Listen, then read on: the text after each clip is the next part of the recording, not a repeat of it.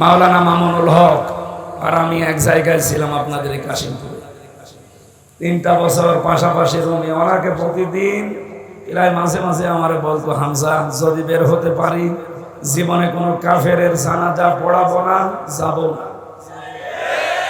বিষয়টা নিয়ে আপনি এত কঠিন কেন? অনেক মাঝে মাঝে আমার ব্যাখ্যা দিত, দেখো কাফেরের জানাজা পড়া জেনে শুনে কি আরাম, কথা বলে না কেন? খ্রিস্টান মিশনারি এবং কাদিয়ানীদের এই নীরব আন্দোলনের মাধ্যমে হাজার হাজার মুসলমানেরা, ওদিকে মায়ানমারের কিছু অংশ, যেহেতু ওই লাইনটা পার্বত্য চট্টগ্রাম একটা টার্নিং পয়েন্ট, গুরুত্বপূর্ণ কৌশলগত স্থানটা, এবং শক্ত মজবুত কোনো রক্ষী না থাকার কারণে ওখানে একটা ভেজাল তৈরি করা সহজ।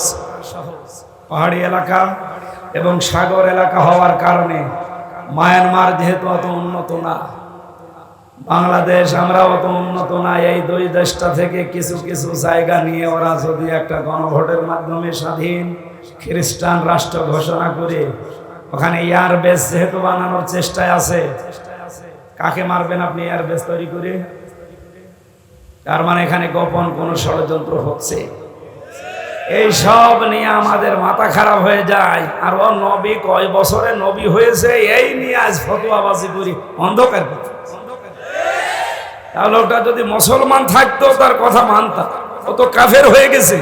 লা ইলাহা ইল্লাল্লাহ মুহাম্মাদুর রাসূলুল্লাহ।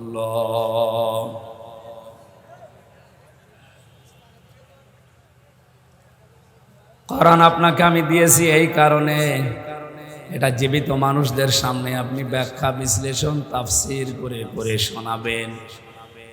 এখানে লাম শব্দটা আমরা জানি সারা গ্রামার আরবি, সে অনুযায়ী ব্যবহার করা হয় জীবিত মানুষদের জন্য। সুতরাং কোরআন শোনানো লাগবে এখন কাদের সামনে? জীবিত মানুষ। বলেন তো কাদের সামনে? তো পরিবেশ আমরা এমন জায়গায় নিয়েছি, এখন জীবিত মানুষদেরকে এখন কোরআন শোনাতে গেলে ঝামেলা। মরে গেলে কোরআন পড়েন, অসুবিধা নেই। আরে ভাই, মরে গেলে কোরআন পড়ার কোনো নিয়ম নীতি আছে? যে পড়বে তার সওয়াব হবে। যে লোকটা মারা গেছে ও যদি কোরআনের ওপরে না চলে, কোরআন ওর লাশের সামনে না, ওর বুকের ওপরে চড়ে পড়লো, কাজ হবে।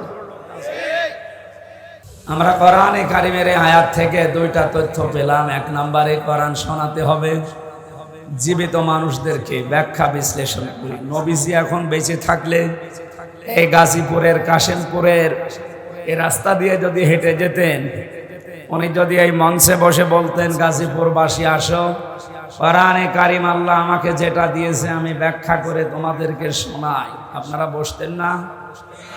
হ্যাঁ বলেন। উনি এখন নেই, ওই দায়িত্বটা এখন আলেমদের উপরে। আমার নামে যেহেতু আলেম লেখা আছে, সুতরাং ওইটা আমি একটু পেয়েছি। ওই রকম মন নিয়ে আমি এখন অ্যাডভার্টাইজ করব, ডেলিভারি দেব। আপনাদের উচিত হচ্ছে লাআল্লাহুম ইয়াতাফাক্কারুন, আজকের কথাগুলো নিয়ে বাড়িতে এসে চিন্তা ভাবনা করা। এই কথা বলেন না কেন? স্থান কাল পাত্র ভেদে কথা বলা দরকার। আজ বাস্তবে বিশেষ করে বাংলাদেশে আমরা নামধারী মুসলমানেরা টুপি মাথায় যারা দেয়, এই মানুষগুলো যা আরম্ভ করেছি, গভীর কিছু বিষয়ের বাস্তবতা এখনো আমরা জানি না। গতকাল প্রধানমন্ত্রী 14 দলের সাথে বৈঠকে যে কথাগুলো বলেছিলেন সর্বশেষ, আপনি তো এখনো তার কথার আকার ইঙ্গিত, তার আকাঙ্ক্ষা যেটা, এটা এখনো বোঝেননি। উনি কালকে জানিয়েছিল পার্বত্য চট্টগ্রামের কয়েকটা জেলা এবং মায়ানমারের কিছু অংশ নিয়ে সাদা চামড়ার কিছু মানুষেরা নীরব আন্দোলন চালিয়ে যাচ্ছে। ইন্দোনেশিয়ার পূর্ব তৈমুর এবং দক্ষিণ সুদানের মতো তারা স্বাধীন খ্রিস্টান রাষ্ট্র ঘোষণা দেবে, এই জন্যে তারা এয়ারবেস তৈরি করছে। আর আমরা আছি নবী জন্মের পর থেকে নবী ছিলেন না, তিনি দুনিয়া তৈরি হওয়ার আগ থেকে নবী ছিলেন না 40 বছরে নবী ছিলেন? আরে ভাই, এটা কি মরণের পরের কোন সাবজেক্ট? বলেন। উল্টা পাল্টা জিনিসকে আপনি ইস্যু বানিয়ে আজ মানুষের ভেতরে যেটা আরম্ভ করেছেন,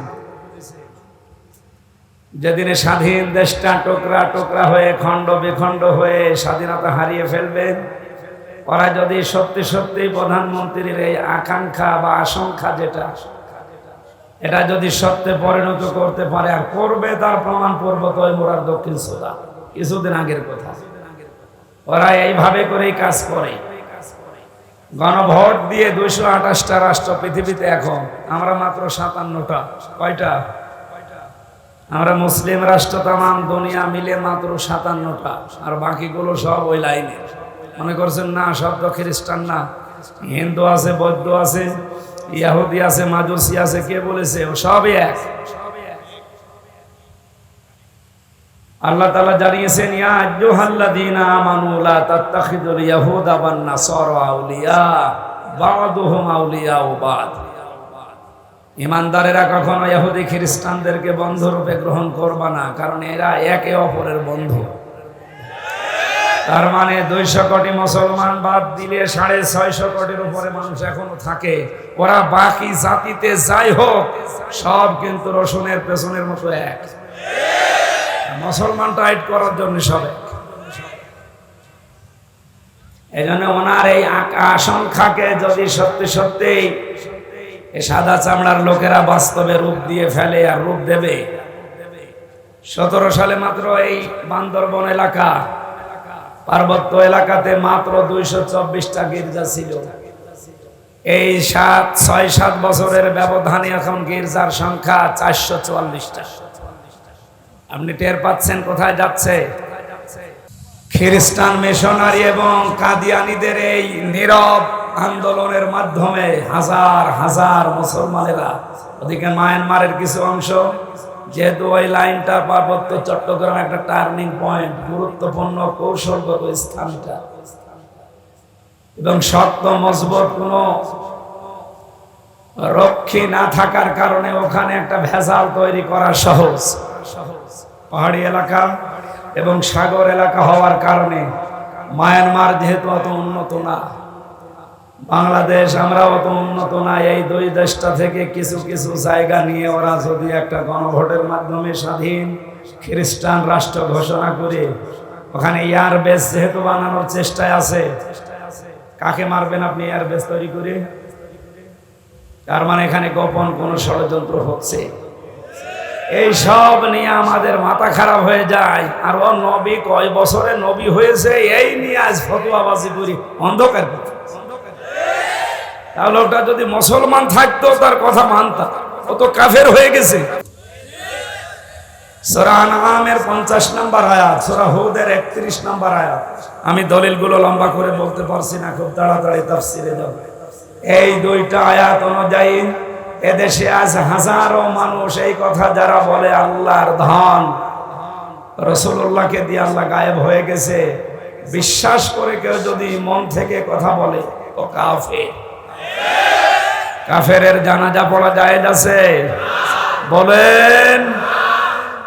মাওলানা মামুনুল হক আর আমি এক জায়গায় ছিলাম আপনাদের কাশিমপুরে, 3টা বছর পাশাপাশি রুমে। ওনাকে প্রতিদিন এলাই মাঝে মাঝে আমারে বলতো, হামজা যদি বের হতে পারি জীবনে কোনো কাফের জানাজা পড়াবো না, যাব না। বিষয়টা নিয়ে আপনি এত কঠিন কেন? অনেক মাঝে মাঝে আমার ব্যাখ্যা দিত, দেখো কাফের জানাজা পড়া জেনে শুনে কি হারাম, কথা বলে না কেন? রাসূলুল্লাহকে আল্লাহ নিষেধ করেছিলেন তার চাচার জানাজা পড়তে, কবরে যেতে। সূরা তাওবার 113 নম্বর আয়াতে আল্লাহ দলিল দিয়েছে। সূরা তাওবার 84 নম্বর আয়াতে দলিল আছে। আল্লাহ পাক যদি রাসূলুল্লাহকে কথা বলতে পারে, আপনার আপন চাচা আবু তালেব, তাও তার কবরের কাছে যেতে পারবেন না, দোয়া করতে পারবেন না, কারণ লোকটা মুশরিক। লোকটা কি? আজ যারা আল্লাহর ইবাদতে অন্য কাউকে শরীক করে জিকিরের নাম নিয়ে, আশিকের নাম নিয়ে মুশরিক হয়ে যাচ্ছে, এরাও তো কাদিয়ানীদের মতোই কাফের। খ্রিস্টান মিশনারি কাদিয়ানিরা যা করছে নীরব আন্দোলনের মাধ্যমে, আর এরা সরব আন্দোলন শুরু করে ওরা ওদের কাজকে এগিয়ে দিচ্ছে। এই জন্য ওদেরকে থামার জন্য আহ্বান জানাচ্ছি। আমরা আছি এই ঝামেলায়, আর কি শুরু করেছে আল্লাহ। এই জন্য কথাগুলো যেগুলো আজকে কোরআন থেকে বলা হবে, এই কথাগুলো নিয়ে আপনি বাড়ি যেয়ে চিন্তা ভাবনা করবেন। এই দায়িত্ব আল্লাহ আপনাকে দিয়েছে, যেহেতু আপনি ময়দানে এসেই পড়েছেন। আমার দায়িত্ব সঠিকটা তুলে ধরা, আপনার দায়িত্ব হচ্ছে এই কথাগুলো সঠিকভাবে চিন্তা ভাবনা করে আমল করা। আল্লাহ একটা আমাদের প্র্যাকটিক্যাল লাইফে সেট করা তৌফিক দাও, বলেন আমিন। দরুদ আর সালাম পড়ছে, খুব তাড়াতাড়ি করছে, কণ্ঠটা আজ কয়েকদিন ধরে বসে গেছে। খালাকাল ইনসান আল্লামাহুল বায়ান। আল্লাহ বলেন মানুষ বানিয়েছি আমি, আর কথা বলা শিখিয়েছি আমি। আমার আগে যিনি কথা বলছিলেন যে আল্লাহ আমাদেরকে কুকুর, শৃগাল, হাঁস, মুরগি এ সমস্ত সৃষ্টি না বানিয়ে আশরাফুল মাখলুকাত বানিয়েছে। খালাকাল ইনসান, মানুষ বানিয়েছে কে? আল্লামাহুল বায়ান, মানুষকে কথা বলা শিখিয়েছে কে? বিজ্ঞান এখন এই কথাটা নিয়ে প্রমাণ করছে। বিজ্ঞান জানিয়েছে মানুষকে এই কয়েক ইঞ্চি জায়গা থেকে এক একটা কথা বের হতে 27টা স্তর পার করা লাগে। 27টা স্তরে ধাক্কা লাগার পরে একটা কথা তৈরি হয়। যদি কোনো স্তর দুর্বল হয়ে যায়, কথা বের হতে চায় না, গাঁগুলো শব্দ হয়। এটা আমার হচ্ছে, তার মানে 27টা স্তর এখন আমার ক্লিয়ার না। হয়তো কিছু কিছু স্তর আল্লাহ দুর্বল করে দিয়েছে। এ দায়িত্বটা কার? কণ্ঠ উনি দিয়েছে, উনি যেন আমার কণ্ঠটা কিছু সময়ের জন্য ছেড়ে দেন, বলেন আমিন। সূরা রদের 19 নম্বর আয়াতটা পড়েছি। কয় নম্বর আয়াত? 43টা আয়াত আছে, 3টা রুকু আছে। মদিনায় নাযিল হয়েছে, মাত্র একটা আয়াত পড়েছি। এখান থেকে আমরা তাফসীর আকারে কথা বলবো। আপনি যেহেতু পোস্টার করেছেন তাফসীরুল কোরআন মাহফিল, এটা বন্ধ করে দিন। আইছেন, বন্ধ করে দিন। এটা বন্ধ করে ফ্যান এখানে এমনি কাজ করে দিন। ওই পেছনের মানুষ আবার ডিস্টার্ব করবে, আপনি কাজ করে ফেলে রাখেন।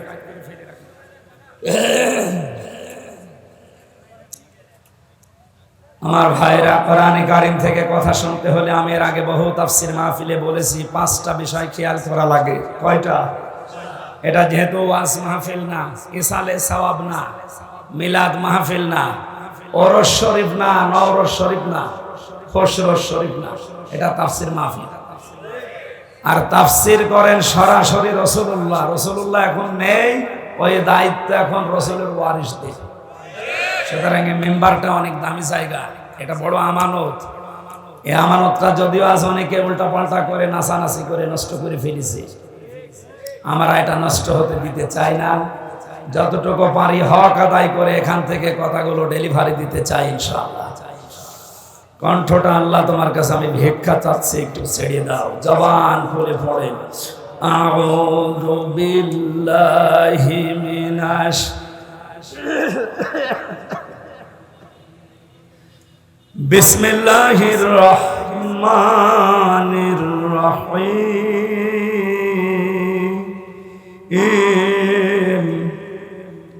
আফামান ইয়ালামু আন্নামা উনজিলা ইলাইকা মির রাব্বিকাল হক কামান হুয়া আ'মা ইন্নামা ইয়াতাযাক্কারু উলুল আলবাব।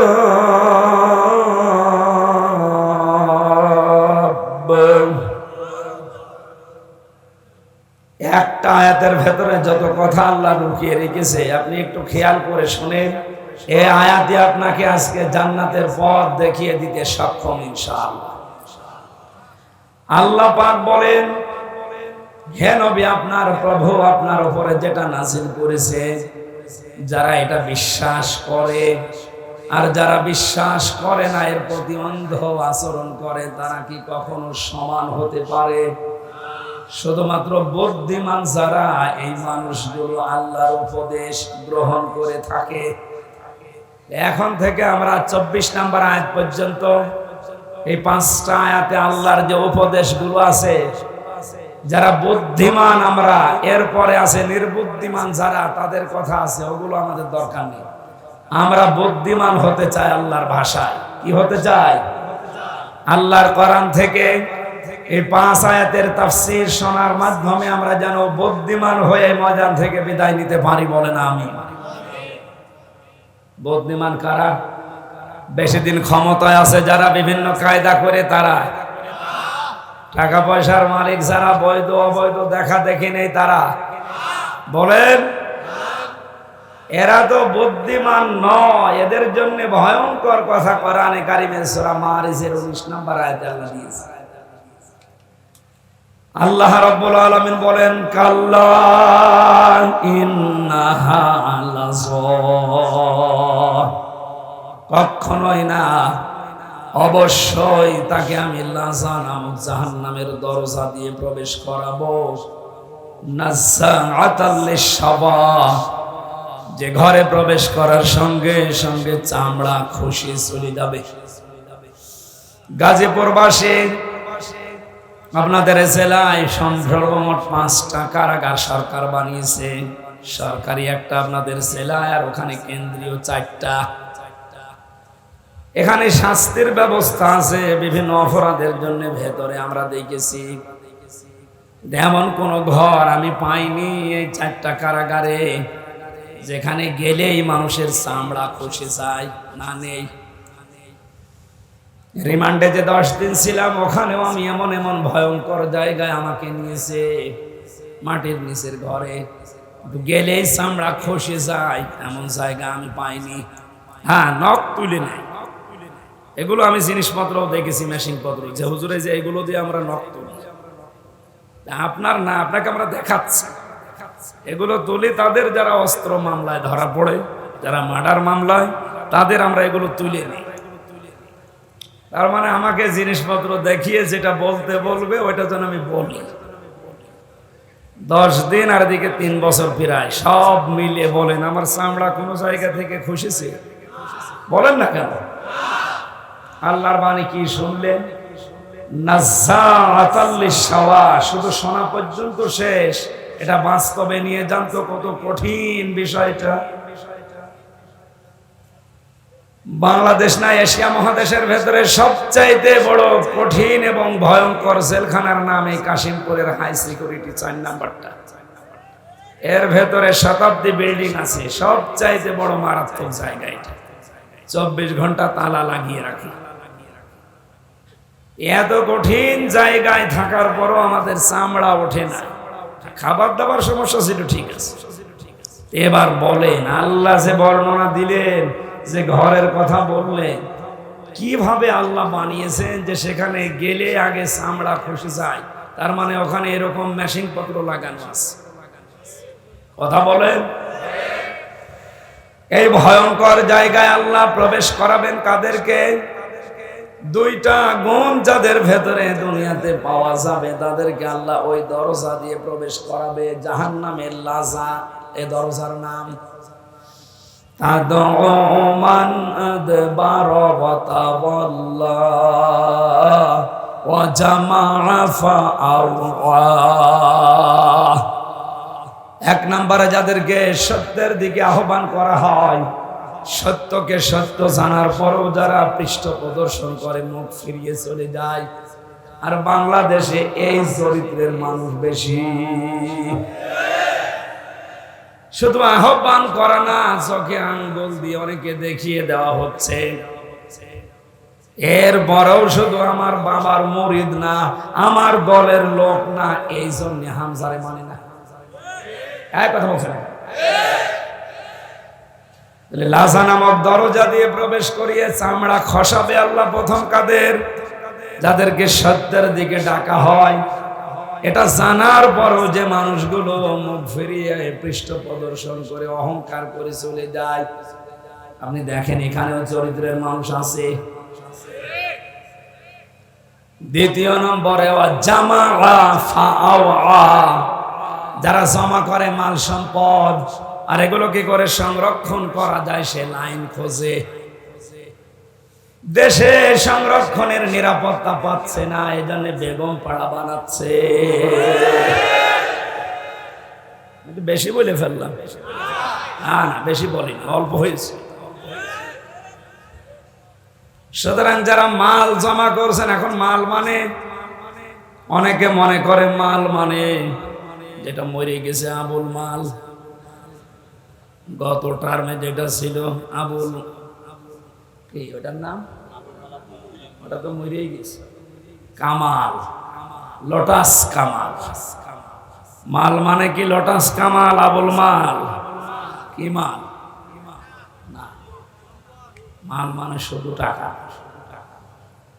তাফসিরে ইবনে কাসির মুফাসসিরিন ইকরাম লিখেছেন মাল শব্দের ব্যাখ্যা 5টা। যারা এগুলো বৈধ অবৈধ লাইন দেখা দেখি নেই, শুধু জমা করতেই থাকে, সংরক্ষণ করার চেষ্টা চালায়, কি করে এগুলো স্থায়ী করা যায় এই ধান্দায় থাকে, তাদেরকে লাজা নামক দরজা দিয়ে আল্লাহ প্রবেশ করিয়ে আগে চামড়া খসাবে। দেখি তো মালের অর্থ কয়টা, কালকে বলবেন। এতগুলো ছাত্র জবাব দেন কয়টা? মালের 1 নাম্বার অর্থটা বাদ দেই না, বলেন বলে আমি আবার 3 বছর যাই, যেটা যেটা দেখবো আমার গায়ে লাগবে ওইটা বাদ দিয়ে দেবো।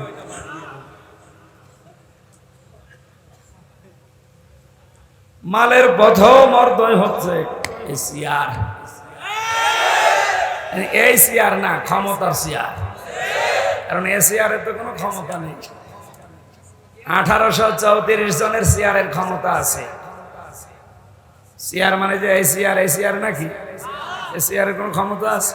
তারপরে উনি সাবেক তো নেই, বর্তমান হলেও কাউন্সিলের মতো হইতো, সাবেক হয়ে গেছে। বাস্তবতা কি? চেয়ার মানে বাংলাদেশে 1734টা চেয়ার, মেন চেয়ার। প্রধানমন্ত্রী শেখ হাসিনা থেকে শুরু করে এলাকার উপজেলা চেয়ারম্যান পর্যন্ত যারা আছে, এই 1734টা চেয়ার, এগুলো মাল। এগুলো কি? এগুলো যারা সংরক্ষণ করা, জমা করা আর কি করে স্থায়ী করা যায় এই চিন্তা ভাবনায় আছে। আমি মনে হয় বেশি ভেতরে চলে যাচ্ছি, একটু উপর দিয়ে যাই, এমনি ঝামেলায় আছে, আরো নিচে দিয়ে দিতে বলছে। দ্বিতীয় নম্বরে মাল মানে প্রভাব প্রতিপত্তি। 3 নম্বরে মাল মানে টাকা পয়সা, অর্থ সম্পদ। 4 নম্বরে মাল মানে অস্ত্র শস্ত্র। 5 নম্বরে মাল মানে নেককার স্ত্রী। কয়টা জিনিস বললাম? ব্যাখ্যা করতে গেলে আপনারা উল্টা দিকে নিয়ে যাবেন, এমনি আমি যা বলি ওটা খালি উল্টা বোঝে না। আমার যে মামলা দিয়েছিল ওটা নাকি জেলখানা এখনো আছে, গত হাজিরায় ওরে নিয়ে এসেছিল। এর আগে একবার দেখেছিলাম জেলের ভেতরে, আর হাজিরার দিন আমি মনে করলাম জিজ্ঞাসা করে যে তুমি জেলখানার ভেতরে তো এমনি না, কোথায় এসে সিরাজগঞ্জ থেকে এটা ভাঙা কাঁচি নিয়ে এসেছে সংসদ ভাঙা। সংসদ কাঁচি দিয়ে ভাঙা যায়? বম মারলে ওড়ে না, আরো কাঁচি নিয়ে এসেছে পাগল সে সিরাজগঞ্জ থেকে। পুলিশে ধরেছে, বলছে আমির হামজার ওয়াজ শুনে আমি উদ্বুদ্ধ হয়েছি, এই জন্য আমি ভাই ওসব দরকার নেই, আমি যা বলি আপনারা উল্টো বোঝেন এই পাগলের মতো। আমি শুধু তা মানে একেবারে কারো শরীরে যেন না লাগে এরকম তাফসীর করে যাচ্ছি। তাহলে জমা করবে যারা, এই মালের যে 5টা অর্থ বললাম, এগুলো যারা জমা করে আর এগুলো কি করে সংরক্ষণ করা যায়, স্থায়ী করা যায়, এই চিন্তা ভাবনায় নিয়োজিত থাকে। ঘরে প্রবেশ করাবে, যেখানে ঢুকলে আগে চামড়া খসে যাবে। আল্লাহ তুমি আমাদেরকে এখান থেকে বাঁচাও, বলেন আমিন। কোরআনে কারিমের সূরা রদের এই জায়গায় আল্লাহ জানিলেন, হে নবী, আমি আপনার প্রতি যে কোরআন নাযিল করলাম, যারা এটাকে বিশ্বাস করবে দুনিয়ায়, আর যারা এর প্রতি অবিশ্বাসী, যারা এর প্রতি অন্ধ আচরণ করে, এরা কখনোই সমান না। বুদ্ধিমান লোকেরাই কেবলমাত্র আমি আল্লাহর উপদেশ গ্রহণ করে থাকে। আল্লাহর উপদেশ তাদের জন্য কাজেও লাগবে।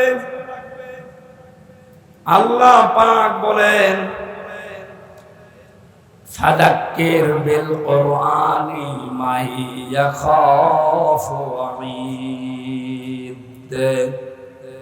So admonish and or by the Holy Quran him who face my threat. হে নবী, কোরআন দিয়ে এই বুদ্ধিমান মানুষগুলোকে সুসংবাদ দেন, সতর্ক করেন যে মানুষগুলোর ভেতরে আল্লাহর ধমকের ভয় আছে।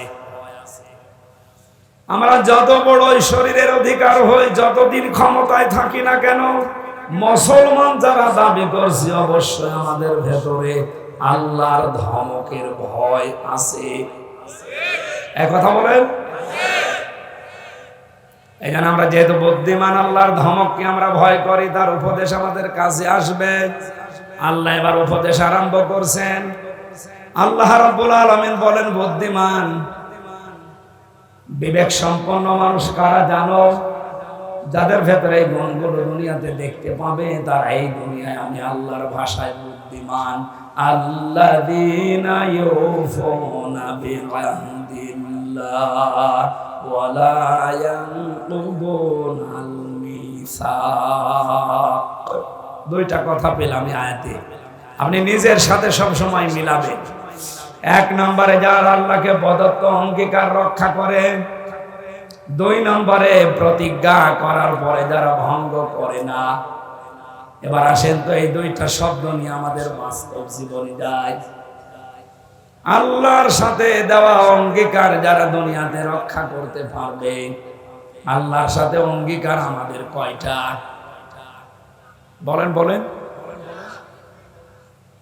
আমার এই কথা শুনতে হলে ভেতরে কিছু থাকা লাগবে। একেবারেই কিচ্ছু জানেন না, বোম্বাস্টিক মার্কা, তাহলে আবারও বোঝাতে সমস্যা। আমরা আল্লাহর সাথে অঙ্গীকার কয়টা? একটা করেছি রূহের জগতে। উনি আমাদেরকে জিজ্ঞাসা করেছিলেন, ওয়াইদ তাআযানা রাব্বুকা, স্মরণ করো ওই সময়ের কথা যখন তোমার রব হযরত আদমের পৃষ্ঠদেশ থেকে তার যত সন্তান কিয়ামত পর্যন্ত আসবে সবাইকে বের করে সামনে রেখেছিলেন। জিজ্ঞাসা করেছিলেন, আলাস্তু বিরাব্বিকুম, আমি কি তোমাদের রব না? যত রূহ আমরা ওই জায়গায় ছিলাম, এক বাক্যে বলেছিলাম, ক্বালু বালা, অবশ্যই আপনি আমাদের রব। আমরা কিন্তু ক্বালু নাম বলতে পারতাম যে হ্যাঁ আপনি আমাদের রব, কিন্তু নাম শব্দ না ব্যবহার করে আমরা বালা বলেছিলাম। নাম মানে হা, বালা মানে ভা। নাম মানে এমনিতেই হা, আর বালা মানে গ্যারান্টি দিয়ে হা। বলে সুবহানাল্লাহ। ওই সময় আল্লাহ পাক ডান হাত, কুদরতি হাতকে এভাবে মেলে ধরেছিলেন। এর ভেতরে যত রূহ দেখা গেছে আদমের সন্তানদের, নবীজিকে আল্লাহ হযরতে আদমকে শুনিয়েছেন, আদম এগুলো তোমার সব জান্নাতি সন্তান। বাম হাত এভাবে বের করে যখন মেলে ধরলেন, এখানে যে রূহগুলো ছিল আল্লাহ পাক বলেছিলেন এগুলো তোমার সব জাহান্নামী সন্তান, দুর্ভাগাইরা। আমাদের এখন প্রশ্ন আসতে পারে, তাহলে দুই হাতের ভেতরে আমরা যে হাতে আছি, ওই হাতের ভেতরে যদি থাকতে পারি, তাহলে আর ভালো কাজ করেই করবো কি আর খারাপ কাজ করেই করবো কি? যা লেখা হওয়ার হয়ে গেছে নাকি? এর জবাব দিয়েছেন যারা হাদিস বিশারদ, মুহাদ্দিসিন ইকরাম বলেন, মহান আল্লাহ যে হাতগুলো দেখিয়েছেন ওই দিন আমাদের কাছ থেকে জবাব নেওয়ার পর, যে আদম তোমার এই সন্তানগুলো জান্নাতি, এই সন্তানগুলো জাহান্নামী, কিয়ামত পর্যন্ত পৃথিবীর ময়দানে আমি এদেরকে পাঠাবো, তার ভেতরে আমরা আছি। জবাব হচ্ছে এইটাই, যাদেরকে আল্লাহ ডান হাত থেকে বের করেছিলেন, কিয়ামত পর্যন্ত ওরা আসবে দুনিয়ায়, ওদেরকে দিয়ে আল্লাহ জান্নাতে যাওয়ার কাজগুলো করিয়ে নেবে। রাত 3:30টার সময় ঘুমিয়েছে, 4:30টার সময় আজান দিচ্ছে ফজরের, মাত্র 45-50 মিনিট ঘুম হওয়ার পরে স্ত্রী ডাক দিচ্ছে, তাড়াতাড়ি করে ওঠো, ফজরের নামাজের সময় হয়ে গেছে। ও তাড়াতাড়ি উঠে নামাজ পড়তে পারলে ওর কাছে আনন্দ লাগে। এক কথা বলেন না? ঠিক আর একটা লোক রাত 9টার সময় ঘুমিয়েছে, রাত 4:30টার সময় আপনি তারে ডাক দিচ্ছেন, 8টা-9টা ঘন্টা মরণের ঘুম ঘুমিয়েছে, ফজরের নামাজে ডাক দিলে এখনো পর্যন্ত বলে আমার ঘুম হয়নি, ডিস্টার্ব করলি কেন? আপনি ধরে নিতে পারেন আপনি আছেন ডান হাতে আর ওই লোকটা আছে ওই বাম হাতে। আপনাকে আল্লাহ ভালো কাজ করাবে যদি ওই ডান হাতের ভেতরে থাকেন, আপনার মন মানসিকতা হবে পয়দা করে দেবে। লা ইয়াস্তাউই আসহাবুন নারি ওয়া আসহাবুল জান্নাহ, আসহাবুল জান্নাতি হুমুল ফাইজুন। হে নবী, যেই মানুষগুলো জান্নাতি আর যারা জাহান্নামী এরা কখনো সমান হবে না, এদের রাস্তায় আলাদা। আপনি কখনো তাদেরকে এক রাস্তায় চলতে দেখবেন না, এদের দুনিয়ার জীবনটাই পুরো আলাদা জীবনে চলবে। আজকে আসার সময় ফ্যান্টাসি কিংডম দেখাচ্ছিল এখানকার একজন, আর আমারে বলছে এখানে এমন কোনো কাজ নেই যেটা বৈধভাবে হয় না। ওখানে কাজ তো সব বৈধভাবে হচ্ছে নাকি? ওখানে আপনি এইরকম মানুষকে নিয়ে যেতে পারবেন পিটিয়েও পারবেন। ওখানে যাওয়ার মানুষের দুনিয়ায় আলাদা, আর ওখানে যারা যায় ওদেরকে আপনি মসজিদে, মাদ্রাসা, ঈদগায় পাবেন না। এখানে আসলে ওদের শরীরে জ্বালা ধরবে, আর এই চরিত্রের মানুষগুলো ওই জায়গায় গেলে এদের শরীর খারাপ হবে। বিশ্ব নবী মুহাম্মদ রাসূলুল্লাহর বয়স এই বয়সের 8-9 বছর, ওনাকে একটা মেলায় নিয়ে গিয়েছিল বন্ধুরা। আল্লাহর নবীকে উকাস মেলা, এই মেলাতে নিয়ে যাওয়ার পরেই তিনি সঙ্গে সঙ্গে অজ্ঞান হয়ে গেছেন।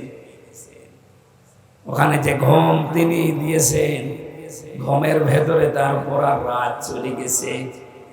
সূর্যের আলো যখন সকালবেলা তার মুখের ওপরে পড়েছে, নবীজি টের পেয়ে দেখলেন আশপাশে কেউ নেই।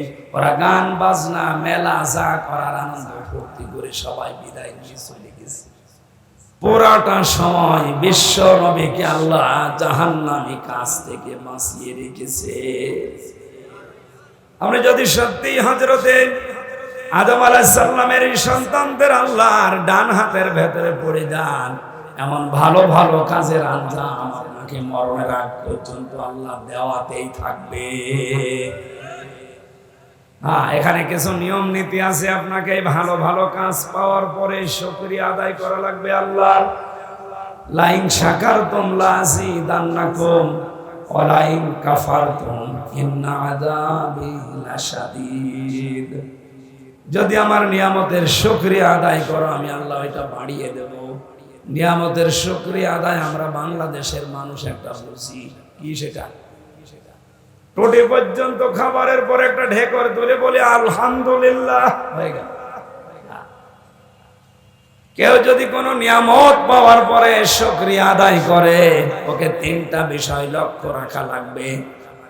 উনি যে কাউন্সিলর, আমি যে এখানকার প্রধান বক্তা, উনি যে প্রধান অতিথি, প্রত্যেকটা বিষয় আমার আল্লাহ বলেন ভালো হোক আর মন্দ হোক, প্রতিটি জিনিস আমার বান্দা বান্দীদের জন্য পরীক্ষা।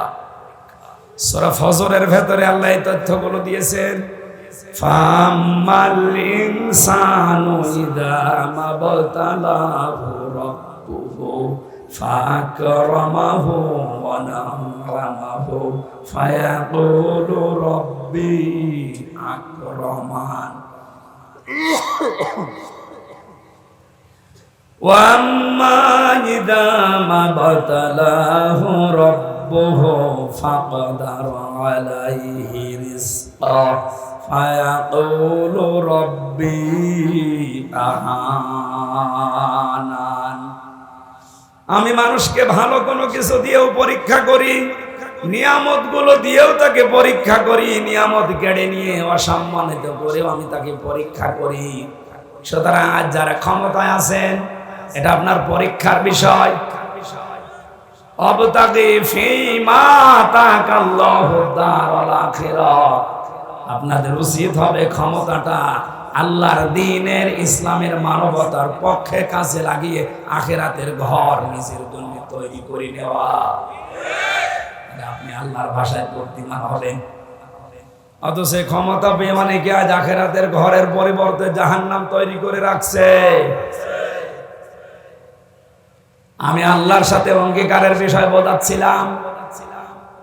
একটা অঙ্গীকার ওই সময় বলেছিলাম, বলো বালা, অবশ্যই আপনি আমাদের রব। রবের ভেতরে আমরা 19টা শর্ত লুকিয়ে রেখেছিলাম। রবের পুরা অর্থ আপনি দেখবেন অভিধানে। রব শব্দের অর্থ 19টা। কয়টা? বলেন। এবার একটা একটা করে মিলাবেন নিজের জীবনে 19টা পাওয়া যায় কিনা। 1 নম্বরে রব মানে যিনি লালন পালনকারী। আপনি বলেন তো নিজের মনের দিকে তাকিয়ে, এ কথা কি আমরা 100% আল্লাহকে বিশ্বাস করে মানতে পারি যে আল্লাহ আমার লালন পালনকারী? না না, এটা তো চামড়ার মুখের কথা। আমাদের মনে, আমি সহ প্রত্যেকের মনে এখনো পর্যন্ত প্রায় 100 ভাগের 80 থেকে 90 ভাগ পর্যন্ত এই বিশ্বাস, আমার লালন পালন করা, খাওয়া দাওয়ার ব্যবস্থা, এটা আমার চাকরির দ্বারা হয়। এই না বলছেন মানে আমাদের মনের অবস্থা বললাম আমি। এটা আমার ব্যবসার দ্বারা হয়, এটা আমার জমি জায়গার দ্বারা হয়, ঘর ভাড়ার দ্বারা হয়। কথা বলে না। অথচ এই জায়গায় বলেছিলাম আপনি আমাদের রব। আল্লাহ বলেন, আন তাকুলু ইয়াউমাল কিয়ামাহ ইন্না কুন্না আন হাযা গাফিলিন। এই কথাটা দুনিয়ায় যাওয়ার পরে যেন তোর ঠিক থাকে, এটা যেন গাফেল হয়ে যাবি না, কারণ কিয়ামতে কিন্তু আমার এইটা প্রশ্ন করা হবে। গাজীপুরবাসী আল্লাহর সাথে অঙ্গীকারের প্রথম যেটা আমি দেখছি, এটা আমরা ফেল করে ফেলেছি। আমাদের মনের ভেতরে এখনো বদ্ধমূল ভাবে এই ভরসা তৈরি হয়নি যে চাকরি, ব্যবসা, ঘর ভাড়া, এটা আমার মাধ্যম। আসলে আমাকে খাওয়াতে পারে শুধুমাত্র কে? খাবার চারিদিকে তৈরি করে ফেলে রাখা আছে। আল্লাহ এমন একটা অসুখ আমাকে দিতে পারে যে অসুখের কারণে একটা খাবারের দিকেও তাকানো সম্ভব না। কত ধনী ধনী মানুষকে আমি এদেশে দেখেছি। বাংলাদেশের যারা বড় বড় 10 জন ধনী, তার ভেতরে প্রায় 8 থেকে 8 জনের সাথে আমার মেশা হয়েছে অলরেডি, কম বেশি। সবচাইতে বড় ধনীর তালিকায় পাবেন আপনি আকিস গ্রুপকে। 10 জনের ভেতর আর একজন না।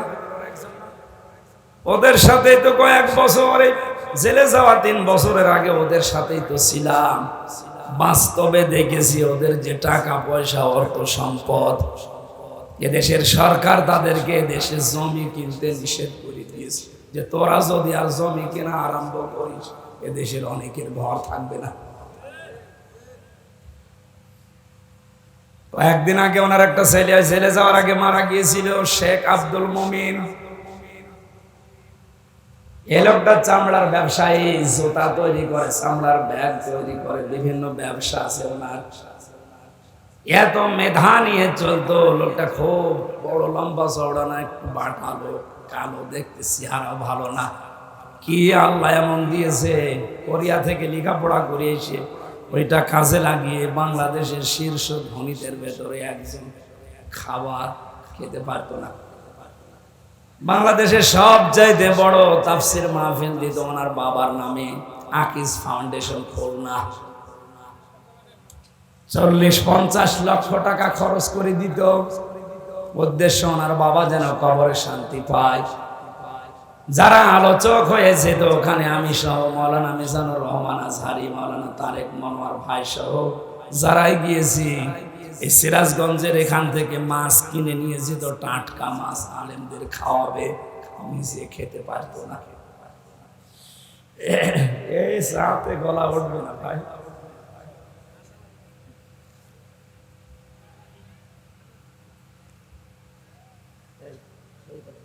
হবে না, এটা উঠে রাখি। ডাক্তারে আমারে বলে আপনি 10 দিন কথা বলবেন। তো ডাক্তারের কথা শুনতে গেলে আজকে এখানে আসা হতো, আর এখানে না আসলে আপনারা তো দোয়া করতেন নাকি? বলতেন হুজুরের গলা ভেঙে গিয়েছে, আসেনি, ও গলা আরো ভেঙে যাক, হুজুর মরে যায় যাক, আমার ওয়াজ শোনা লাগবে। যে গরু দিয়ে চাষ করে খাবেন, গরু যদি মরে যায় চাষ করবেন কি? অন্তত আমি একটু টিকে থাকি। আসলে আপনারা তো খাবার দাবার ভালো দেন না, বলেন কই আমরা তো দিতাম না। বাইরের খাবার ওখানে ঢোকা নিষেধ। গাজীপুর কাশিমপুরের হাই সিকিউরিটি জেল এটা আলাদা, এখানে বাইরের খাবার ঢুকতে দেয় না। ভেতরে আপনি যা পাবেন তা। বলেন কেন? ভালো খাবার রান্না হয়? হ্যাঁ হয়, ভালো খাবার রান্না হয়, শুধু ওই তেলাপিয়া মাছ আর পাঙ্গাস। কাল খাস বলে রেখে দেয়। জীবনে কোনোদিন পাঙ্গাস খেয়েছি কিনা মনে নেই, কিন্তু 3 বছরে ওইটা ছাড়া আর কিছু পাইনি। ভেতরে কোনো মাল মশলা নেই, সব ফাঁপা হয়ে গেছে। স্বাভাবিক হতে কিছুদিন সময় লাগবে। বের হয়েই তো ছোটাছুটি বেশি হয়ে যাচ্ছে। এখন মনে হচ্ছে যে ভেতরে থাকাই ভালো ছিল, কিন্তু একটু কষ্ট হতো। কণ্ঠটা যদি আল্লাহ ছেড়ে দিত আর আগের স্বাভাবিক অবস্থায় থাকতো, 1.5-2 ঘন্টা তাফসীর করা কোনো আয়াতের উপরে আল্লাহর দিকে তাকিয়ে বসে কোনো ব্যাপার না, কিন্তু কণ্ঠে সাপোর্ট করছে, কথা বলতে গেলে এখানে মুখে কাটা উঠছে। তাহলে আল্লাহ যে রব শব্দের 19টা অর্থ আমরা তাফসীরে পেলাম, একটাই প্রথমে আমরা ফেল করে বসে আছি। রব মানে লালন পালনকারী। এটা এখন থেকে আল্লাযীনা ইউফুনা বিআহাদিল্লাহ, বুদ্ধিমান তো ওরা যারা আল্লাহর সাথে কৃত অঙ্গীকার পূরণ করে। আমরা প্রথমটাই ব্যর্থ, 2 নাম্বারটা একটু কড়া, এটা বলবো। রবের 2 নাম্বার অর্থ, রব মানে আইনদাতা। এটা শুনলেই কিছু মানুষের চুলকানি আরম্ভ হয়ে যায়। আপনি কোরআন থেকে রব এই শব্দটা কেটে বাদ দিয়ে দিন, দেন। এখন যদি মুরব্বীকে বলি টয়লেটে যান, বাম পা দিয়ে প্রবেশ করেন, দোয়া পড়েন, 8, 9, 10 মিনিট 20 মিনিট ওখানে কাটান, বের হওয়ার সময় গফরানাকা আলহামদুলিল্লাহিল্লাযী আযহাবা আন্নিল আযা ওয়া আফানি, এই দোয়া পড়ে ডান পা দিয়ে বের হন। এসে গেলেন, বসলেন, বের হলেন, 8, 10 মিনিট 20 মিনিট আধা ঘন্টাও যদি ওখানে থাকেন, পুরাটাই ইবাদত। কথা বলেন, বলেন, বলেন, পুরাটা কি? কারণ এই তরিকাটা রাসূলের। তরিকাটা কার? আল্লাহর নির্দেশ, রাসূলের তরিকায় 8-10 মিনিট আধা ঘন্টা মেনে নিলে যদি আপনার এই টয়লেট ইবাদত হয়ে যায়, তাহলে 10 বছর নবী কোরআনে কারীম দিয়ে এই পৃথিবী চালিয়েছিলেন। এটা আপনার কাছে রাজনীতি মনে হয়, আপনি কি মানুষ না জানোয়ার? আল্লাহর কসম আপনি ধরা খাবেন। আজকে যদিও এদিক ওদিকে কেটে কেটে চলে যাচ্ছেন, আপনি পারবেন না। টয়লেটটা বললে আপনার কাছে আনন্দ লাগে, আপনি আরো বলেন খুব ভালো লাগছে। ওরা তো 10 মিনিট 20 মিনিটের ব্যাপার। আর 10টা বছর নবী কোরআন দিয়ে রাষ্ট্র চালিয়ে বললেন, খায়রুল কুরুনি করনি, আমার যুগ শ্রেষ্ঠ যুগ। এই কথাটা বলতে গেলে আপনার কাছে রাজনীতি মনে হয়, আপনি আর মানুষের ভেতরে নেই। এ মুরব্বী মানুষ, সংসার অবশ্যই আছে না নেই? এখন যদি রাতে বাড়ি যে স্ত্রীকে সালাম দেয়, আর বউ যদি সালামের জবাব না দিয়ে গালি দেয়, কুকুরের বাচ্চা, ভালো লাগবে? গালি এই শুনে, গালি শুনে খারাপ লাগবে না? উনি যদি বুদ্ধিমান হয়ে থাকে, ওনার খারাপ লাগা, মন খারাপ করা, এটা ওনারই পাগলামি হবে। যেই বলবে কুকুরের বাচ্চা, শুকুরের বাচ্চা, সঙ্গে সঙ্গে উনি চিন্তা করবে, কি গো, এ তো শিক্ষিতা মেয়ে, ভালো বংশের মেয়ে, কোনদিন এই 50 বছর সংসার করে আমার মুখের উপরে মুখ তুলে কথা বলে না, আর আজকে আমারে হঠাৎ গালি দিচ্ছে শুকুরের বাচ্চা, কুকুরের বাচ্চা বলে। অবশ্যই ওরে চিনে ধরিস। কথা বলছে না কেন? ও আর স্বাভাবিক নেই, ওরে জিনে ধরেছে, নাই বুঝে ধরেছে, এতে গালি দেয় কেন? এই সহজ বিষয় যেমন আপনি বুঝে ফেললেন, 50 বছর সংসার করার পর উনি নিজেও মেনে নিতে পারছে না, তারপরও সান্ত্বনা এই যে আমার বউ স্বাভাবিক নেই, ও অস্বাভাবিক, ভূতে ধরেছে, জিনে ধরেছে। আপনি তখন টয়লেটে আধা ঘন্টা কথা শোনার পরে আনন্দে মনের ভেতরে আপনার ভালো লাগে, 10 বছর রবের ব্যাখ্যা দিয়ে কোরআন দিয়ে চালাতে হবে, এইটা শুনলে রাজনীতি মনে হয়, মন খারাপ হয়, বুঝবেন আপনাকে শয়তান দখল করে ফেলেছে, আপনার স্বাভাবিক নেই। এই জন্য রব মানে আইনদাতা, এটা আপনি অঙ্গীকার করে এসেছেন। আল্লাহর আইন কয়টা? এখানে আলেম নেই, পড়াশোনাই করে না। আল্লাহর আইন কয়টা বলেন তো? 500। কত? আপনি একটা একটা করে নিজের 3.5 হাত বডি, পরিবার, সমাজ আর রাষ্ট্রে মিলান, কয়টা আপনি পাবেন? আমার যতটুকু ধারণা, আমাদের 3.5 হাত বডি থেকে আমাদের সংসদ পর্যন্ত একটা আইনও আল্লাহ নেই। কোনটা আছে আপনি বলেন, আমি দেখি মিলাই, বলেন। নেই, একটাও আমি পাই। অথচ আহাদিল্লাহ প্রথম শব্দই আল্লাহর সাথে যে অঙ্গীকার গুলো রবের সাথে করেছেন, এগুলো যারা ঠিক রাখে দুনিয়ায় এরা বুদ্ধিমান। এটা ঠিক রাখতে গিয়ে আজ অনেকেই বিপদে আছে। এই কথা ঠিক রাখার জন্যই তো আল্লাহর আইনের কথা বলা হয়। আল্লাহ লালন পালন করি, এই বিশ্বাসটা জন্ম দেওয়া হয় যে দুনিয়ার সব কিছু থেকে মুখ ফিরিয়ে আল্লাহ লালন পালন করতে পারে, বিশ্বাস তৈরি করে। রবের 3 নাম্বার অর্থ, রব মানে যিনি চাওয়ার আগে জিনিস দিতে পারেন। মায়ের পেটের ভেতরে বাবার স্ফলিঙ্গ দিয়ে দ্রুত গতিতে যে পানিটা বের হয়ে যায়, বিজ্ঞান জানিয়েছে এটা মায়ের রেহেম পর্যন্ত যেতে যতগুলো ধাক্কা লাগে, 40,000 মানুষ 1 ফোঁটা বীর্য দিয়ে তৈরি হওয়া সম্ভব। কিন্তু জরায়ুর দেওয়ালের সাথে ধাক্কা লেগে ওই পর্যন্ত যে রেহেম পর্যন্ত পৌঁছাতে পারে না, অনেকে পথের ভেতরে মারা যায়, পড়ে যায়। ওখানে হয়তো শুধু হামজা গেছে আর হামজার ওই বোনটা গেছে, বাকি আর কেউ যেতে পারে নাই। অথচ আমার বাবার ওই 2 ফোঁটা বীর্য দিয়ে 80,000 হামজা বানানো সম্ভব ছিল। আমাকে আল্লাহ ওখানে নিয়ে যাওয়ার পরে 40 পাল্টাতে থাকেন। 6 মাস বয়স হয়ে যাওয়ার পরে আমার খাবারের প্রয়োজন দেখা দেয়। বিজ্ঞান জানিয়েছে, আয়াতটা গবেষণা করে, ফালিয়ানজুরিল ইনসানু মিম্মা খুলিকা মিম্মা দাফিক ইয়াখরুজু মিন বাইনিস সুলবি ওয়াত তারাইব। এই যে সলবন, এটা 1 বছর, তারাইব বহু বছর। সলবন বলা হয় ছেলেদের লজ্জাস্থান, আর তারাইব বলা হয় মেয়েদের লজ্জাস্থান। ছেলেদের ক্ষেত্রে আল্লাহ 1 বছর দিলেন, মেয়েদের ক্ষেত্রে আল্লাহ বহু বছর দিয়েছেন। আমার প্রশ্ন এটা, সন্তান জন্ম দিতে বাবার কোনো ভূমিকা নেই? আমার মনে হয় আলোচনা একটু উপরের হয়ে যাচ্ছে, আমরা বুঝতেছি।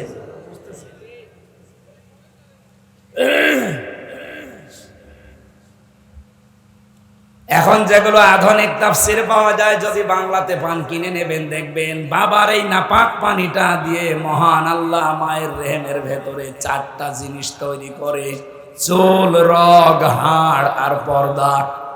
মায়ের রেহেমের ভেতরে যে নাপাক পানিটা আছে ওইটা দিয়ে আরো 4টা জিনিস বানায়, রক্ত, গোশত, চর্বি আর চামড়া। 4 8টা জিনিস যখন এক হয়, তখন মহান আল্লাহ বলেন, আমার রব নামের কারণে আমি আল্লাহ তোরে দয়া করে 5টা জিনিস দান করি। এই তথ্যটা পাবেন সূরা নাহালের 14 নম্বর পারার 14 নম্বর পৃষ্ঠার 13 নম্বর লাইনের 78 নম্বর আয়াতের শেষের দিকে আছে, ওয়াজাআলা লাকুমুস সামআ ওয়াল আবসারা ওয়াল আফইদা ইলা আখির আয়াত। আল্লাহ পাক বলেন শ্রবণ শক্তি, দর্শন শক্তি, বাক শক্তি, আকেল শক্তি আর ঘ্রাণ শক্তি, এই পাঁচটা আমার রব নামের খাতিরে করে দান করি। ও গাজীপুরবাসী, একটাও যদি আল্লাহ কম দিতেন আপনি আসতেন দুনিয়ায় কিন্তু অপূর্ণাঙ্গ হয়ে। কথা বলেন গেছে। এখন আমি টের পাচ্ছি যে কথা না বলতে পারলে কি হয়। আজ কত মানুষ দেখা করতে এসেছিল কিন্তু কথা তো বলতে পারছি না, কথা বললেই গলা বসে যাবে এই ভয়ে এরে দিয়ে কথা বলিয়েছি যে যা বলবেন এর কাছে বলেন। শুধু সালাম দিয়ে মাথা নাড়িয়েছি, ভাই আমার অসুবিধা হচ্ছে না, কারণ দিনের বেলায় যদি আপনার সাথে ভক ভক করি তো রাতে 1 ঘন্টা কথাই বলতে পারবো না। বারবার আমার আল্লাহর ওই বাক শক্তির কথা মনে হচ্ছিল, মাবুদ তুমি দয়া করে এটা যদি এখন কেড়ে নিতে, সারা বাংলাদেশের মালিক হওয়ার পর আমি অসহায়। রমজানে সৌদি আরবে ছিলাম, মদিনাতে একটা ভিডিও দেখছিলাম, ওখানে বিচারক যিনি মাত্র 11 বছর বয়সের একটা ছেলেকে ডাক দিচ্ছে, অন্ধ ছেলেটা, ওরা কোরআন শরীফ সিনার ভেতরে এত সুন্দর তেলাওয়াত করলো। বিচারক বলছে, বাবা তোমার যে চোখ নেই, তোমার কি আল্লাহর প্রতি কোনো অভিযোগ নেই? ছেলেটা চোখের পানি ফেলে দিয়ে বলছে, বিচারক আমার আল্লাহর প্রতি কোনো অভিযোগ তো নেই, আমি আরো বেশি সন্তুষ্ট। বিচারক বলছে, কি তোমার চোখ নেই, তুমি দেখতে পারো না এই বয়সে, ওরা করার মুখস্থ করে ফেলেছো, আর আল্লাহর প্রতি তোমার কোনো অভিযোগ নেই? কেন কেন অভিযোগ নেই বলো তো? ছেলেটা যে কথা বললো ওটা শুনে আমিও কেঁদে ফেলেছি। ছেলেটা ডাক দিয়ে বলছে, বিচারক আমি কিন্তু কোরআনে কারিমের শুধু হাফেজ না, পুরাটা আমার মাতৃভাষায় আয়ত্ত করা আছে।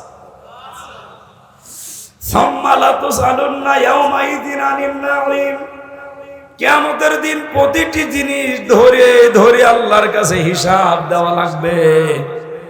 মহান আল্লাহ যখন আমাকে একা একা ডাকবে, আব্দুর রহমান এদিকে আয়, আমার সামনে দাঁড়া, এখানে একটা ভুল নিরসন করা দরকার।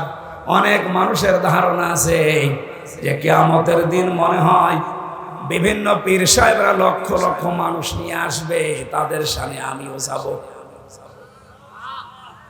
সূরা মরিয়ম 16 নম্বর পারার 10 নম্বর পৃষ্ঠা 15 নম্বর লাইনের শেষ নাম্বার 95 নম্বর আয়াত এটা, ওয়াকুল্লুহুম আতিহি ইয়াউমাল কিয়ামাতি ফারদা।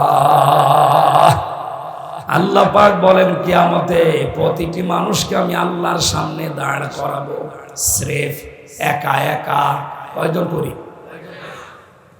সুতরাং যারা একথা ছড়িয়েছে যে পীরের মরিদ হলে অসুবিধা নেই, ওরা তোরে জান্নাতে নিয়ে যাবে, এটা বানানো কথা। কারণ কিয়ামতে আপনার পীর সাহেব আপনার সাথে থাকবে না, একথা বলছেন না কেন? এই নিশায় তো অনেকে 2 পীরের মুরিদ হয়, যে 2 জন ধরে হাত ধরে এভাবে দেবে, জান্নাতে চলে যাবে। কে বলেছে আপনাকে? আপনি তো উঠবেন আল্লাহর সামনে কয়জন? আরো জোরে, আরো জোরে বলেন। এই ছেলেটা বলছে, উস্তাদ বিচারক আমি যখন একা আল্লাহর সামনে দাঁড়াবো, মহান আল্লাহ আমার পা থেকে মাথা পর্যন্ত জিজ্ঞাসা করবে নিয়ামত একটা একটা করে, আমার মুখটার উপরে তালা লাগিয়ে দেবে। আলিয়াউমা নাখতিমু আলা আফওয়াহিহিম ওয়া তুকাল্লিমুনা আইদিহিম ওয়া তাশহাদু আরজুলুহুম বিমা কানু ইয়াকসিবুন। পা থেকে শুরু করে যখন একটা একটা করে আসবে, চোখের কাছে আসার পরে আমি আল্লাহকে বলবো, মাবুদ একটু দাঁড়ান, তুমি আমার চোখের সম্পর্কে জিজ্ঞাসা করো, অথচ জন্ম থেকে তো আমার চোখ ছিল না। এতগুলো নিয়ামতের হয়তো কম বেশি জাতা বলে আমি তোমাকে বুঝিয়েছি, কিন্তু চোখের ব্যাপারে আমরা প্রশ্ন করলে আমি জবাব দিতে পারবো আশা করছি।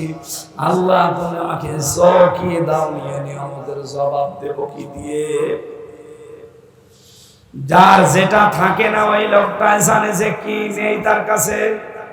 আমার যেহেতু কণ্ঠ এখন নেই, কয়েকদিন আমি বারবার এখন আল্লাহর কাছে ধর্ণা দিচ্ছি, আল্লাহ তুমি কণ্ঠটা একটু ভিক্ষা দাও। আপনার এখনই যদি বাক শক্তি, আপনার আকেল শক্তি যেটা জ্ঞানের, এটা যদি আল্লাহ রহিত করে দেয়, আপনি নিজের পায়খানা নিজে খাবেন।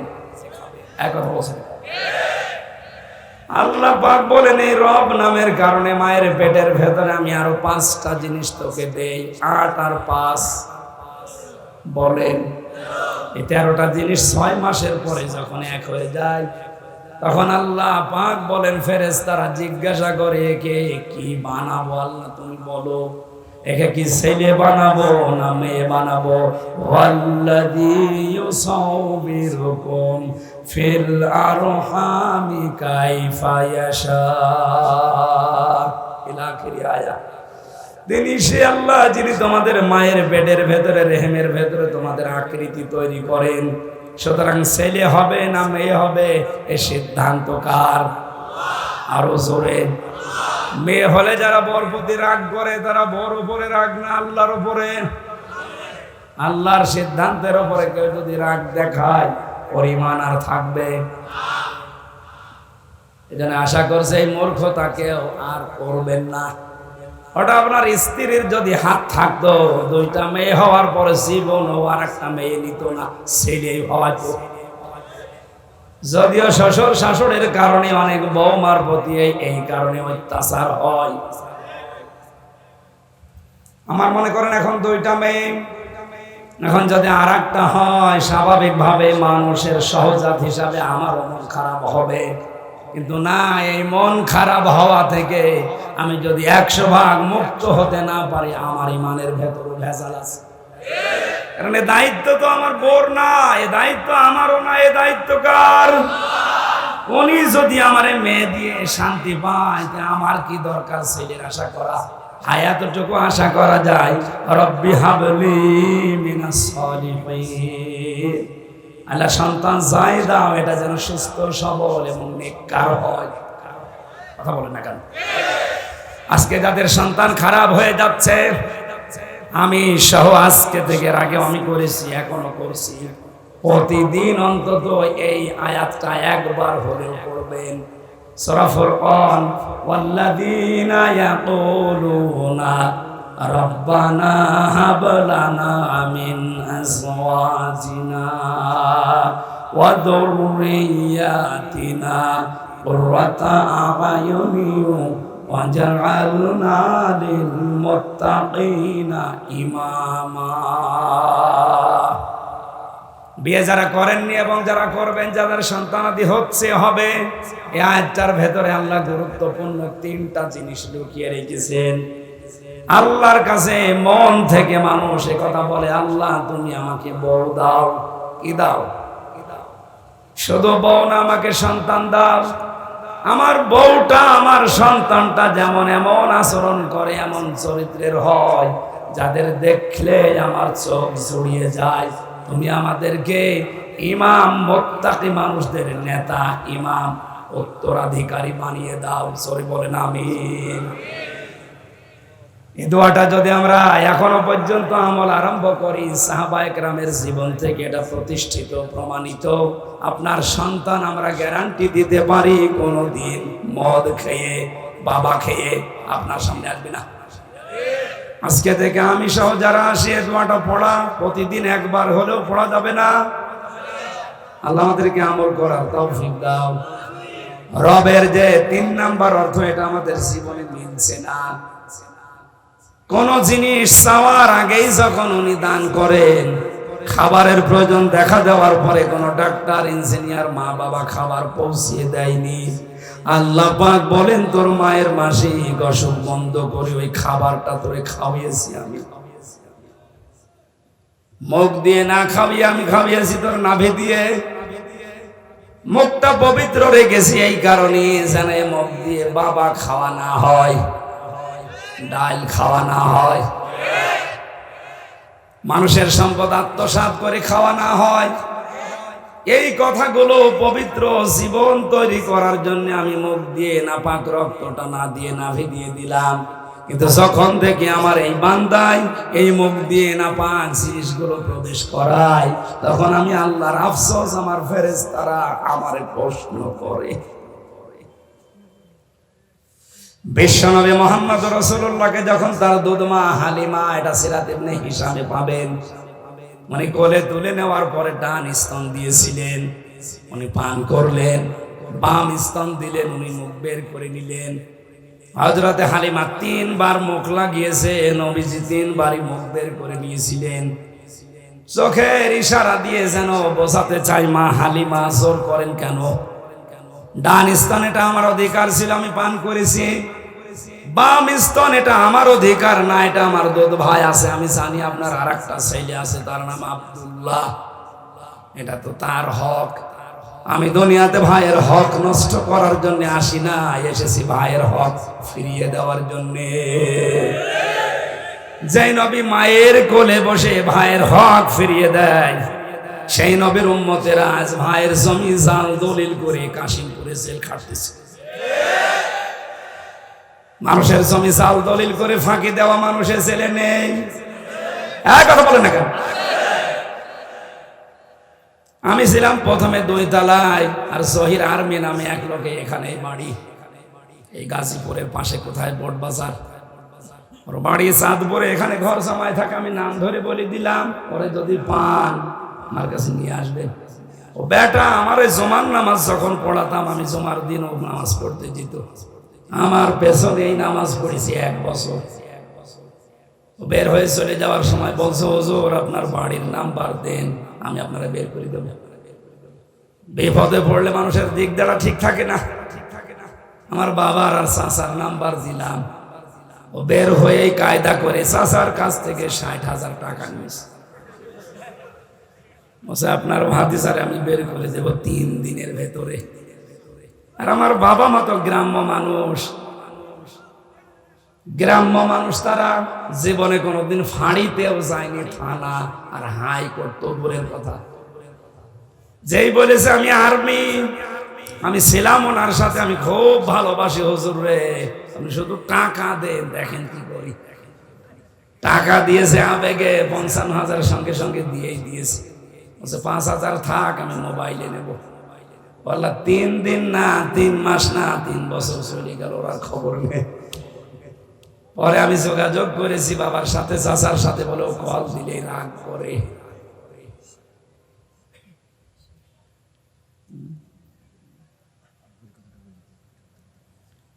বেশি হয়ে যাচ্ছে সময়, বলে আমার কণ্ঠ পারছে না, এই জন্য মনে হয়। বলছে আপনি শেষ করে দিন। আসলে 19টা অর্থের ভেতরে কেবল 3টা চলছিল। ভাইয়ের জমি জাল দলিল করে ফাঁকি দিয়ে অন্যায় ভাবে এই নাপাক জিনিস মুখ দিয়ে আপনি খান, আর আপনি রব বিশ্বাস করেন আল্লাহ। এটা এখন হয়তো দুনিয়ারে মানুষকে ধোকা দিয়ে বোকা বানাতে পারছেন, চোখ বন্ধ হলে আসল রবকে বোঝানো যাবে? আপনি বুদ্ধিমান না, আপনি নির্বুদ্ধির পরিচয় দিচ্ছে। বুদ্ধিমান হতে হলে আল্লাহর যে অঙ্গীকার গুলো আছে, এই অঙ্গীকার গুলো পূরণ করে, তার সাথে যে ওয়াদা করে এসেছে, এই ওয়াদা গুলো আমরা ঠিক রাখি। এরপরে একটা একটা করে 24 নম্বর আয়াত পর্যন্ত অনেকগুলো তথ্য ছিল। 12টা পর্যন্ত কথা বলার নিয়ম, 12টা 15 আছে।